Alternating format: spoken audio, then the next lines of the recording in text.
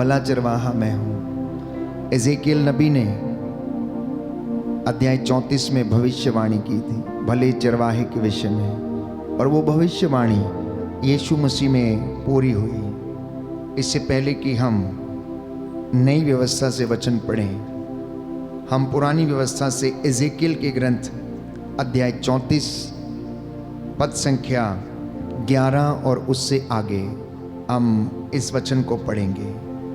लिखा है, क्योंकि प्रभु ईश्वर ये कहता है, मैं स्वयं अपनी भेड़ों की सुधि लूंगा और उनकी देखभाल करूंगा। भेड़ों के भटक जाने पर जिस तरह गडरिया उनका पता लगाने जाता है, उसी तरह मैं अपनी भेड़ें खोजने जाऊंगा। कोहरे और अंधेरे में जहां कहीं वे तितर बितर हो गई हैं, मैं उन्हें वहां से छुड़ा लाऊंगा। मैं उन्हें राष्ट्रों में से निकालकर और विदेशों से एकत्र कर उनके अपने देश लौटा लाऊंगा। मैं उन्हें इज़राइल के पहाड़ों पर, घाटियों में और देश भर के बसे हुए स्थानों पर चराऊंगा। मैं उन्हें अच्छे चरागाहों में ले चलूंगा।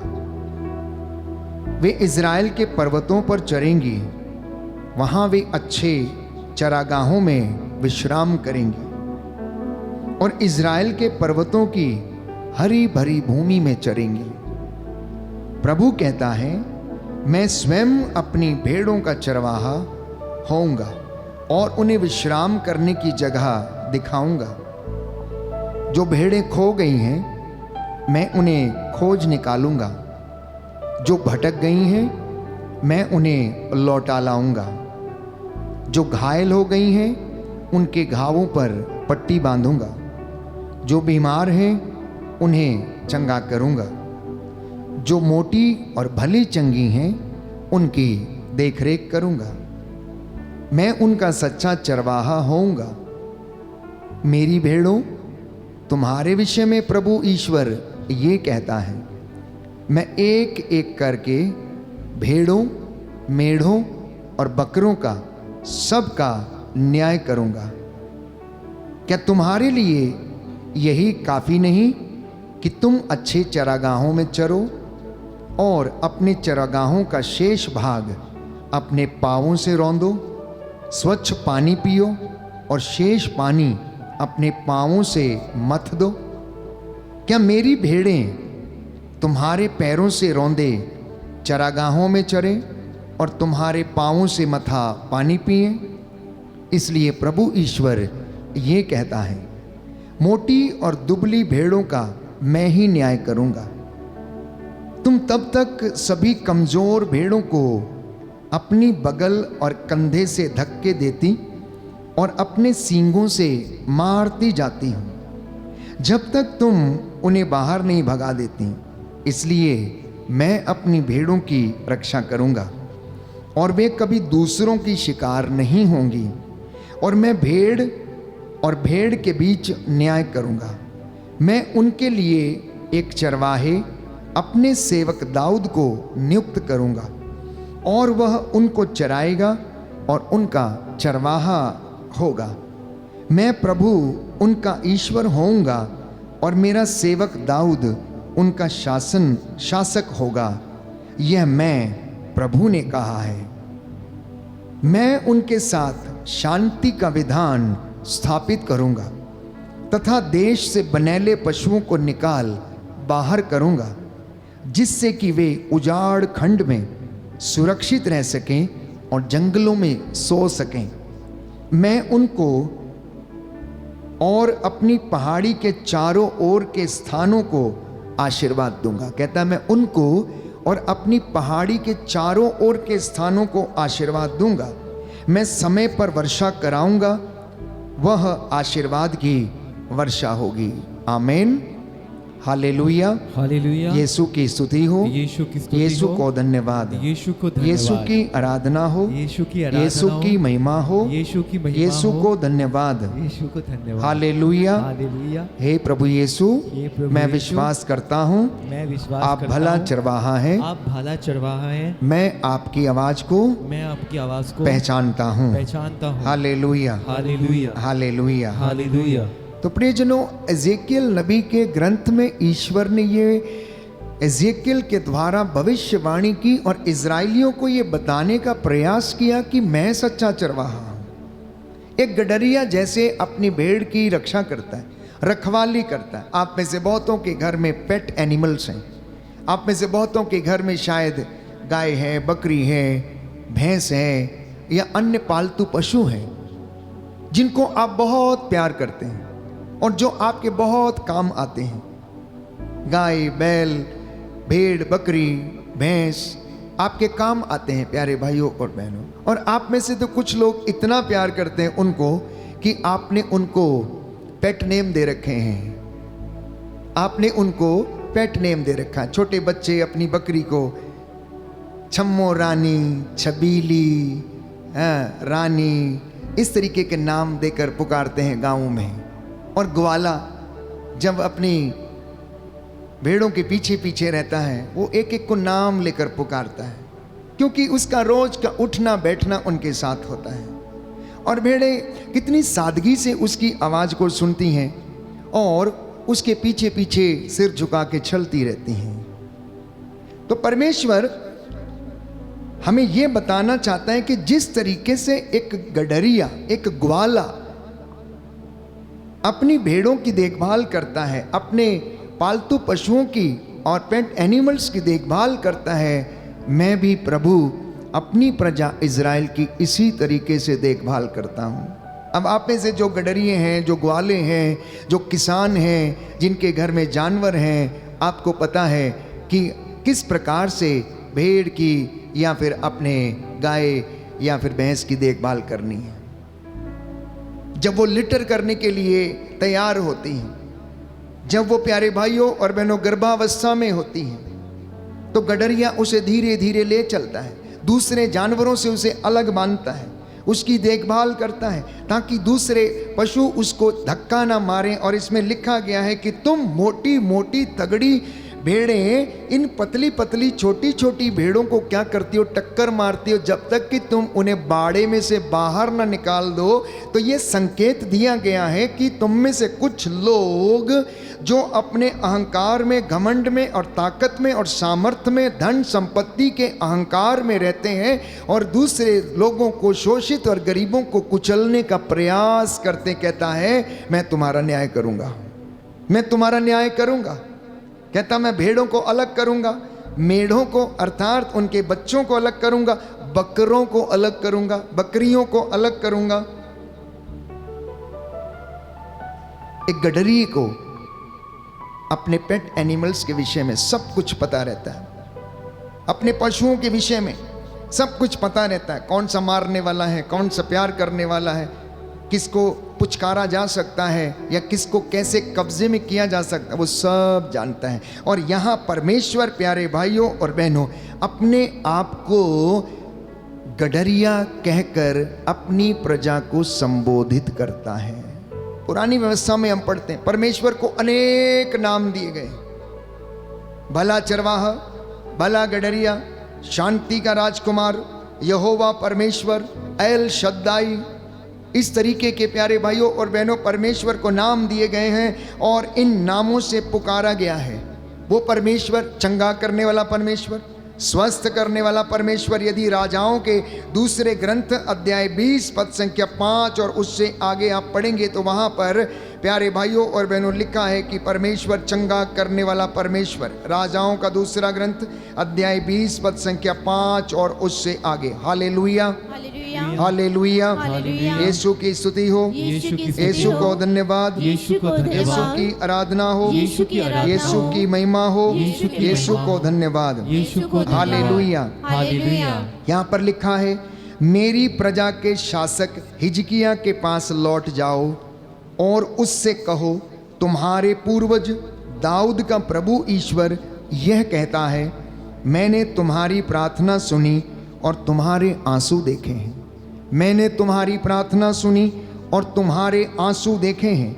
देखो, मैं तुम्हें अच्छा कर दूंगा और तुम तीसरे दिन ईश्वर के मंदिर जाओगे। मैं तुम्हारी आयु 15 वर्ष बढ़ा दूंगा। मैं तुम्हारी आयु 15 वर्ष बढ़ा दूंगा। मैं अश्शूर के राजा से तुम्हारी और इस नगर की रक्षा करूंगा। मैं अपने वचन तथा अपने सेवक दाऊद के कारण इस नगर की रक्षा करूंगा। कहता है, मैं अपने सेवक दाऊद के कारण, अपने सेवक के कारण इस नगर की रक्षा करूंगा। आपकी रक्षा करेगा। Hallelujah, hallelujah. यीशु की स्तुति हो। यीशु की स्तुति यीशु हो। को धन्यवाद। यीशु को धन्यवाद। हालेलुया। हालेलुया। तो दूसरा रेफरेंस हमें मिलता है यशायाह नबी के ग्रंथ अध्याय 30 में हम पढ़ते हैं। प्यारे भाइयों और बहनों, प्रभु का वचन हमें बताता है पद संख्या 26 और उससे आगे। यशायाह नबी का ग्रंथ अध्याय 30 पद संख्या 26 और उससे आगे इस वचन को हम पढ़ेंगे। इस प्रभु इस वचन के द्वारा हमसे बातें करना चाहता है। अध्याय 30 पद संख्या 26 और उससे आगे लिखा है, जिस दिन प्रभु अपनी प्रजा के टूटे हुए अंगों पर पट्टी बांधेगा और उसकी चोटों के घावों को चंगा करेगा, उस दिन चंद्रमा का प्रकाश सूर्य की तरह होगा और सूर्य का प्रकाश 7 दिनों के सम्मिलित प्रकाश के सदृश 7 गुना प्रचंड हो उठेगा। ये प्रभु वादा करता है कि जिस दिन वो मिस्र में रहने वाली अपनी प्रजा के घावों पर पट्टी बांधेगा, उस दिन ईश्वर का सामर्थ्य, प्यारे भाइयों और बहनों, चमकते हुए सूरज के जो 7 गुना प्रकाश से भी ज्यादा प्रचंड होगा। ये उसका साइन होगा, बाइबल कहती है। मैं और यशायाह नबी इस बात की भविष्यवाणी करता है। इतना ही नहीं प्यारे भाइयों और बहनों, परमेश्वर को पुरानी व्यवस्था में और भी नाम दिया गया। जब उसने इब्राहिम के लिए प्रबंध किया, इब्राहिम से जब उसने कहा अपने बेटे इसहाक को ले जाओ और मेरे लिए बलि चढ़ाओ, क्योंकि परमेश्वर इब्राहिम की परीक्षा ले रहा था। बुढ़ापे में उसे एक संतान दिया, एक बेटा दिया, उसका नाम उसने इसहाक रखा। अब वो जानना चाहता था कि इब्राहिम सचमुच ईश्वर से प्रेम करता है या नहीं, या फिर अपने बेटे से प्रेम करता है। और जब परमेश्वर ने इब्राहिम से कहा कि अपने बेटे को लो और जिस जगह पर मैं तुम्हें दिखाऊं, जो पहाड़ी में तुम्हें दिखाऊं, तुम वहां उसको ले चलो, और वो उसको लेकर मोरिया पर्वत की ओर चल पड़ा। इब्राहिम ने कोई सवाल नहीं किया, प्रभु ऐसा क्यों, प्रभु ऐसा क्यों? बुढ़ापे में एक बच्चा दिया है, संतान के लिए मैं तरस गया था, लेकिन आपने मुझे संतान का वरदान नहीं दिया। आप में से बहुत से लोग जिनको परमेश्वर ने लंबे समय के बाद संतान का वरदान दिया या कोई आशीर्वाद दिया है, अब वो उनके हाथ से निकल रहा या बीमार पड़ा हुआ, तो सैकड़ों सवाल आपकी जुबान पे आते हैं। आखिर क्यों मेरे साथ ही ऐसा क्यों? इतने देर के बाद एक मिला, प्रभु ने वो भी ले लिया, आखिर मेरी जिंदगी में ऐसा क्यों? लेकिन इब्राहिम ने एक भी सवाल नहीं किया, उसने नहीं पूछा आप क्यों ऐसा कह रहे हैं, अभी तो मिला है, इसे वापस चाहते हैं, बलि चढ़ाने के लिए कह रहे हैं। और वो प्यारे भाइयों और बहनों, बच्चे को लेकर उसको खच्चर के ऊपर उसने उसको अपने गधे को तैयार किया और उसके ऊपर लकड़ियों का गट्ठा रखा, और वहां पर प्यारे भाइयों और बहनों उसको लेकर मोरिया पर्वत के ऊपर चला गया, जहां वो बलि चढ़ा सके। बच्चा रास्ते में पूछता है, पिताजी सब कुछ तो है, लेकिन बलि का मेमना कहाँ है, बलि का मेमना कहाँ है? प्यारे भाइयों और बहनों, शायद आप में से और मुझ में से कोई ऐसा व्यक्ति होता जिससे परमेश्वर ये कह रहा है कि अपने बेटे को मेरे लिए कुर्बान कर दो, तो शायद हम 100 सवाल करते और रेडी ना होते, तैयार ना होते। लेकिन इब्राहिम कहता है, कोई बात नहीं बेटा, ईश्वर प्रबंध करेगा, ईश्वर प्रबंध करेगा। उसने बच्चे के हाथों को बांधा, पैरों को बांधा और उन लकड़ियों को सजाया, उसके ऊपर लिटा दिया और एक बड़ा सा छुरा लेकर उसका उसको बलि देने की कोशिश की। जैसे ही वो हाथ उठा रहा था, बाइबल कहती है प्यारे भाई और बहनों, उत्पत्ति ग्रंथ में हम पढ़ते हैं कि ईश्वर ने उसे पुकारा, इब्राहिम इब्राहिम, मैं जान गया हूँ कि तुम मुझसे बेइंतहा मोहब्बत करते हो, तुम मुझसे बेइंतहा प्यार करते हो, तुम अपने बेटे को भी कुर्बान करने के लिए तुम हिचके नहीं, तुम उसे मेरे लिए कुर्बान करने के लिए तैयार हो गए। मैं तुमसे अत्यंत प्रसन्न हूँ, मैं खुश हूँ। इसलिए बच्चे पर हाथ मत उठाना, बच्चे पर हाथ मत उठाना। और उसके थोड़ी ही देर के बाद प्यारे भाइयों और बहनों, इब्राहिम ने देखा कि एक छोटा मेमना जिसके सींग कांटों में और झाड़ियों में फंसे हुए हैं, इब्राहिम उसको गया, उसको झाड़ियों से निकालकर, कांटों से निकालकर उसको उस बलि वेदी पर उसने रखा और ईश्वर के लिए उसे बलिदान अर्पित कर दिया। और इब्राहिम ने उस जगह का नाम रखा प्रबंध करने वाला ईश्वर। प्रभु प्रबंध करता है। उस पहाड़ी का नाम रखा प्रभु प्रबंध करता है अपने दासों के लिए, अपने सेवकों के लिए। तो ईश्वर को पुराने व्यवस्थान में इस नाम से भी पुकारा गया है। कौन कौन सा नाम? भला चरवाहा, भला गडरिया, चंगा करने वाला ईश्वर, स्वास्थ्य प्रदान करने वाला ईश्वर, प्रबंध करने वाला ईश्वर और शांति का राजकुमार। शांति का राजकुमार उसे कहकर पुकारा गया है। भले चरवाहे की संज्ञा भजन संहिता 23 में साम नंबर 23 में उनको दी गई है कि प्रभु मेरा चरवाहा है, मुझे किसी बात की कमी नहीं है, वो मेरे लिए प्रबंध करता है, वो मुझे जल के पास ले जाकर मुझ में नवजीवन का संचार करता है। Hallelujah, hallelujah. यीशु की स्तुति हो, यीशु की स्तुति यीशु हो, को धन्यवाद हो, यीशु को यीशु की धन्यवाद, आराधना हो, यीशु की आराधना यीशु की महिमा हो, यीशु की महिमा हो, यीशु को धन्यवाद हो। यीशु को धन्यवाद। Hallelujah, hallelujah, hallelujah. हालेलुया। आइए प्रभु यीशु आइए प्रभु यीशु मेरे जीवन में, मेरे जीवन मेरे में, परिवार में मेरे परिवार में आशीष प्रदान कीजिए। आशीष प्रदान कीजिए। हे प्रभु यीशु, हे प्रभु यीशु, मैं अपने परिवार को मैं अपने परिवार को आपके चरणों में आपके चरणों समर्पित में करता हूँ। समर्पित करता हूँ। Hallelujah, hallelujah, hallelujah. हालेलुया। एक और नाम से ईश्वर को पुकारा गया। यिर्मयाह नबी का ग्रंथ अध्याय 23 पद संख्या 6 और उससे आगे। Book of Jeremiah chapter 23 verse 6। Book of Jeremiah chapter 23 verse 6।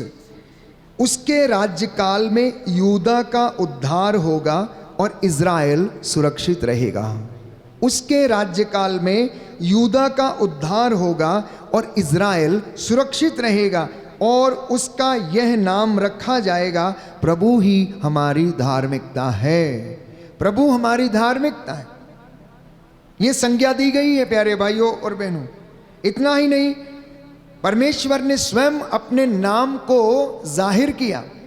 विधि विवरण ग्रंथ में हम पढ़ते हैं अध्याय 6 पद संख्या 4 और उससे आगे कि परमेश्वर अपने नाम को जाहिर करता है। विधि विवरण ग्रंथ अध्याय 6 पद संख्या 4 और उससे आगे सुंदर वचन है। Hallelujah, hallelujah. यीशु की स्तुति हो, यीशु की स्तुति यीशु हो, को धन्यवाद, यीशु को धन्यवाद, यीशु की आराधना हो, यीशु की आराधना यीशु हो, की महिमा हो, यीशु की महिमा यीशु हो, को धन्यवाद। यीशु को धन्यवाद। Hallelujah, hallelujah, hallelujah. हालेलुया। लिखा है, इज़राइल सुनो, हमारा प्रभु ईश्वर एकमात्र प्रभु है। तुम अपने प्रभु ईश्वर को अपने सारे हृदय और अपनी सारी आत्मा से और अपनी सारी शक्ति से प्यार करो। और निर्गमन ग्रंथ अध्याय 3 पद संख्या 14 में, जहाँ पर प्रभु का वचन हमें बताता है कि उसने मूसा को अपना नाम व्यक्त किया और उससे कहा कि मेरा नाम सत्य है। मेरा नाम क्या है? मेरा नाम सत्य है। मूसा ने कहा तो फिर मुझे अपनी महिमा दिखा। बोला नहीं, तू मेरी महिमा नहीं देख सकता है, तू मेरा चेहरा नहीं देख सकता है। यदि तू मेरा चेहरा देख लेगा तो तू भस्म हो जाएगा, तू भस्म हो जाएगा। प्यारे भाइयों और बहनों, और ईश्वर ने उससे कहा कि मैं तेरे सामने से निकलूंगा और तू मेरी पीठ के दर्शन कर सकेगा। और ऐसा ही हुआ। लिखा है यहाँ पर ईश्वर का नाम। मूसा ने झाड़ी में से प्रभु की वाणी सुनकर उससे कहा, जब मैं इज़राइलियों के पास पहुंचकर उनसे यह कहूँगा, तुम्हारे पूर्वजों के ईश्वर ने मुझे तुम्हारे पास भेजा है और वे मुझसे पूछेंगे कि उसका नाम क्या है, तो मैं उन्हें क्या उत्तर दूंगा। मूसा ईश्वर से सवाल करता है, ईश्वर से सवाल करता, मैं उन्हें क्या बताऊंगा कि मैं किससे मिल के आया हूं, किससे बात करके आया हूं, किसने मुझे भेजा है। तो लिखा है, ईश्वर ने मूसा से कहा, ईश्वर ने मूसा से कहा, मेरा नाम सत्य है, मेरा नाम सत्य है। उसने फिर कहा, तुम इज़राइलियों को यह उत्तर दोगे, जिसका नाम सत्य है उसी ने मुझे भेजा है, जिसका नाम सत्य है उसी ने मुझे भेजा है। तो प्रियजनों, आज का ये वचन आपको संदेश के रूप में और शिक्षा के रूप में सुनाया जा रहा है कि जिस परमेश्वर की हम आराधना करते हैं, यहोवा परमेश्वर की पुरानी व्यवस्था में उसको अनेक नामों से पुकारा गया है, लेकिन उसका वास्तविक नाम, असली अर्थ जो स्वयं उसने कहा वो है, मेरा नाम सत्य है। और मूसा से उससे कहा कि जब तुम लोगों के पास जाओ तो ये कहना कि जिसका नाम सत्य है उसने मुझे भेजा है, जिसका नाम सत्य है आज उसने मुझे अपने दास को आप लोगों से ये बातचीत करने के लिए भेजा है कि यहोवा परमेश्वर, एल शद्दाई, सेनाओं का यहोवा, प्रबंध करने वाला ईश्वर, उद्धारक ईश्वर, शांति का राजकुमार, अपनी भेड़ों का चरवाहा, अपनी भेड़ों का गडरिया, उनकी देखभाल करने वाला परमेश्वर ये कहता है, मैं पवित्र हूं, तो इसलिए तुम मेरे लिए पवित्र बनो। तुम्हारी धार्मिकता तुम्हारे आगे आगे चले और मेरी महिमा तुम्हारे पीछे पीछे आएगी। हालेलुया, यीशु की स्तुति हो, यीशु को धन्यवाद, यीशु की आराधना हो, यीशु की महिमा हो, यीशु को धन्यवाद। हे प्रभु यीशु, मुझे अपने जीवन में शांति प्रदान कीजिए, आशीर्वाद प्रदान कीजिए। Hallelujah, hallelujah.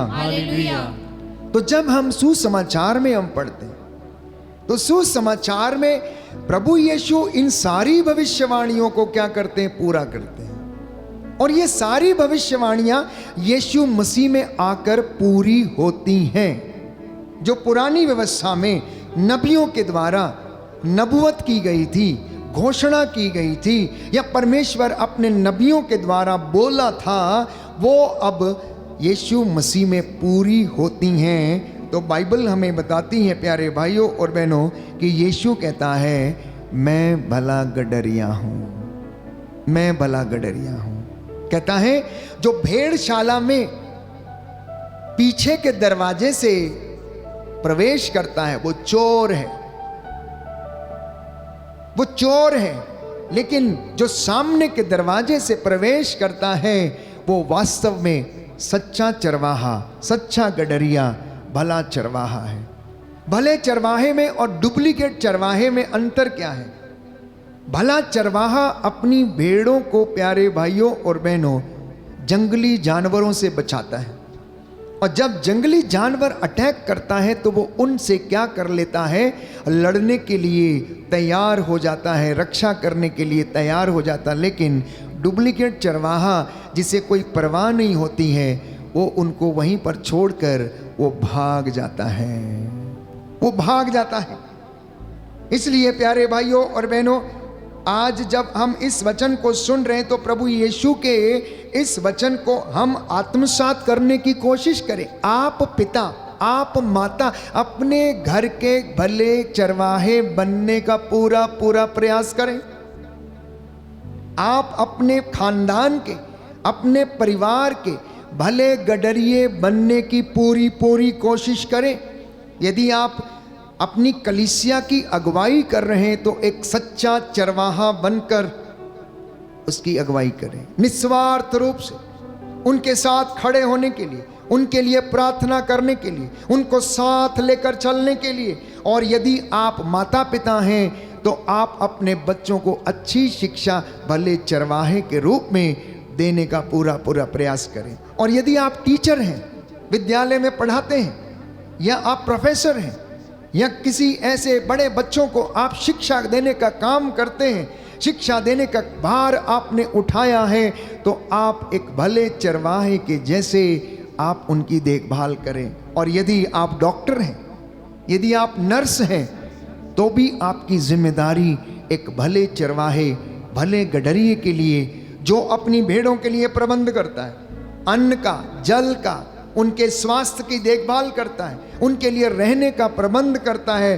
ठीक वैसे ही एक नर्स, एक डॉक्टर को, एक टीचर को, और माता पिता को, और कलीसिया के अगुआ को, चाहे वो याजक हो या पास्टर हो या शासक हो या प्रशासक हो, आज प्रभु आमंत्रित करता है नाम ले लेकर कि तुम अपने कुनबे का, अपने खानदान का, अपनी कलीसिया का, अपने झुंड का चरवाहा बनो, अन्यथा जब मैं आऊंगा तो मैं तुम्हारा न्याय करूंगा। Hallelujah, hallelujah. यीशु की स्तुति हो, यीशु को धन्यवाद, यीशु की आराधना हो, यीशु की आराधना हो, यीशु की महिमा हो, यीशु की महिमा यीशु हो, को धन्यवाद। यीशु को धन्यवाद। Hallelujah, hallelujah, hallelujah. हालेलुया। और इतना ही नहीं, एक सुंदर बात प्रभु ने आज के वचन में कही, जो हमने एजेकियल नबी के ग्रंथ में से पढ़ा। कहता मैं भेड़ों को बकरियों से अलग करूंगा।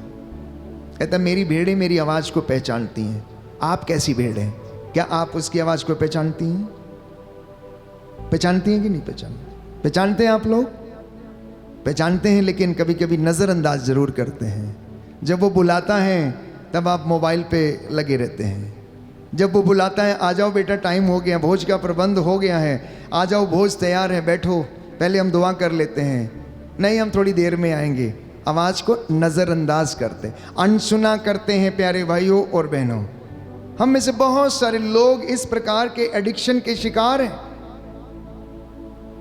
तो कहता है कि कुछ ऐसे हैं जो बहुत चतुर हैं, कुछ ऐसे हैं तो बहुत मरखन्ने हैं। मरखन्ने जो जानवरों, आपके घर में जो जानवर है, मरखन्ना जानवर उसको बोलते हैं, मारने वाला जानवर, सींग से दूसरे बकरी को या बैल को या भेड़ को या भैंस को मार के बाड़े से अलग करता, खुद ही वहाँ पर रहना चाहता है, खुद ही वहाँ पर अधिकार जमाना चाहता है। कहता मैं उनको भी अलग करूँगा, भेड़ों को बकरियों से अलग कर दूंगा।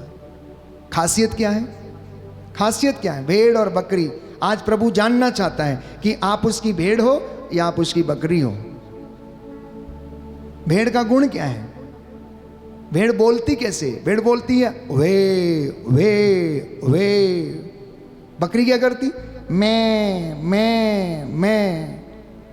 मतलब बकरी कहती है मैं ही हूं, बस मैं ही धर्मी हूं, मैं ही उपवास करता हूं, मैं ही प्रार्थना करता हूं, मेरे जैसा कोई नहीं, मेरे जैसा कोई हो ही नहीं सकता, बस मैं ही, मुझे ही करना है, मुझे ही खाना पकाना है, मेरा ही काम है, झाड़ू पोछा लगाना, मैं ही सब कुछ काम करती हूँ। ये तो कुछ करते ही नहीं है, ये तो बेकार हैं, ये तो पलंग तोड़ते हैं बैठ के, ये तो आ गए घर से बाहर से घर खाने के लिए।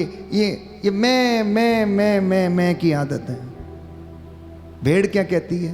बस वो ही है, वो ही है, वो ही देने वाला है, वो ही खिलाने वाला है, वो ही पिलाने वाला है, वे उसके पीछे जाएंगे हम, उसी के पीछे चले जाएंगे हम, वो ही हमको देगा, वो ही हमारे लिए प्रबंध करेगा। अब बताइए, अब बताइए, आप भेड़ हैं या बकरी हैं? दूसरी खासियत, भेड़ हमेशा चरवाहे के पीछे जाती है, सिर झुकाकर वो उसके पीछे पीछे जाती, उसकी आज्ञा का पालन करती है, उसके नक्शे कदम पे चलती है, उसके पैरों के पद चिन्हों को फॉलो करती है और जाती रहती है। बकरी की खासियत क्या है? डंडा लेकर ग्वाला बकरी के झुंड के पीछे रहता है। चलो गिरजे, चलो गिरजे, चलो गिरजे, टाइम हो गया, टाइम हो गया, सो के उठ जाओ, साधना लगी है, आ जाओ, तैयार हो जाओ। कुछ लोग कहते हैं जो बकरियां हैं, हमें नहीं जाना, तुम ही चली जाओ, तुम ही चली जाओ, टाइम नहीं हुआ है, हम सोएंगे, आज ही का दिन है, संडे ही तो है, छुट्टी है, तुम्हें जाना है तो जाओ, अगले संडे चले जाएंगे। ये बकरियों की आदत है। घर में कुछ कुछ बकरियां भी होती हैं जो इस तरीके का व्यवहार करती हैं। प्यारे भाई और बहनों, हंसने की बात नहीं, मजाक की बात नहीं, अंदाज मजाकिया भले ही हो सकता है। यीशु ने भी ऐसा लोगों के साथ किया होगा। यीशु की जो शिक्षा थी इतनी गंभीर नहीं थी प्यारे भाई, और मैं समझता हूँ कि वो जरूर हंसी मजाक किया करते होंगे इसी तरीके से लोगों को समझाने के लिए। लोगों को समझाने के लिए। लेकिन अक्सर जब हम सुसमाचारों को पढ़ते हैं तो उनके जो दृष्टांत हैं बड़े गंभीर से लगते हैं, जो वाणी है बड़ी गंभीर सी लगती है, कुछ मजाकिया अंदाज नहीं है। लेकिन जब चेलों के साथ बैठते थे, बातचीत करते थे, या मित्रों के साथ बैठते थे, लाजर के घर जब जाते थे, ज़रूर इस तरीके से लोगों को वो समझाते थे। तो उसी अंदाज में मैं आपको समझाने का प्रयास कर रहा हूँ कि आप प्रभु से बोलना आज कि आप कौन हैं। क्या आप उसकी भेड़ हैं या बकरी हैं? क्या प्रभु को, आपको या घर के मुखिया को रोज आपको तैयार करना पड़ता है, चलो चलो चलो टाइम हो गया साधना का? या आपके अंदर प्रभु के लिए प्रेम है, या आप उसकी आवाज को सुनते हैं? प्यारे भाइयों और बहनों, सुबह सुबह समय पर यदि आप अपने पालतू पशु को चारा ना दें तो 4 बजे वो क्या करने लगता? पुकारने लगता है, बोलने लगता है। और उसकी आवाज से मालिक समझ जाता है, किसान समझ जाता है कि जानवर को चारा देने का समय हो गया है। ठीक यदि आप भी भोर के समय उठकर उसे पुकारेंगे तो परमेश्वर जान जाता है कि मेरी भेड़ को क्या देने का? आशीष देने का समय हो गया। इसलिए वो प्रातः की बेला में आशीर्वाद देने के लिए तैयार रहता है, तैयार रहता है। भेड़ और बकरी की दूसरी बड़ी खासियत, भेड़ बड़ी ज्यादा सबमिसिव होती है, विनम्र होती है, और बकरी बड़ी चालाक और बड़ी चतुर होती है। दूसरों का नुकसान करने में 1 नंबर है। मार्ग में चलते चलते अगर किसी का कोई भी हरा पेड़ दिखा तो प्यारे भाइयों और बहनों उसके ऊपर टांग उठाकर चढ़ेगी और पूरे पत्ते उसके खा लेगी। बकरी कभी भी झुंड में नहीं चलती, लेकिन भेड़ हमेशा झुंड में चलती है। भेड़ हमेशा ग्रुप में रहती है, वो भटकना नहीं चाहती।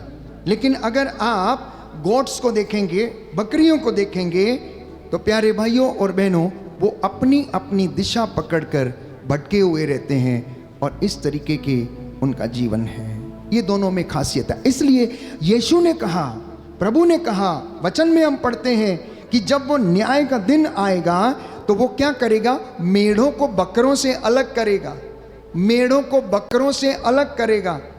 जिस तरह से वो विधर्मियों को धर्मियों से अलग करेगा, उसी तरह से इन ऐसे लोगों को भी वो अलग करेगा। तो आज का जो मनन चिंतन का विषय है, अपने आप से पूछने का ये जो विषय है वो ये है कि क्या मैं यीशु की भेड़ हूँ? क्या मैं उसकी आवाज़ को पहचानता हूँ? क्या मैं उसके नक्शे कदम पर चलता हूँ? क्या प्रभु मेरा भला चरवाहा है? अंगीकार करना, प्रार्थना करना, और ये वचन आपको और मुझे यीशु के जैसा बनने की कृपा प्रदान करें, उसकी वाणी को सुनने की कृपा प्रदान करें, और हम अपने व्यवहार को बदलें, अपने स्वभाव को बदलें, अपनी बातों को बदलें प्यारे भाइयों और बहनों, और यीशु की वाणी को सुनें और उससे आशीष प्राप्त करें।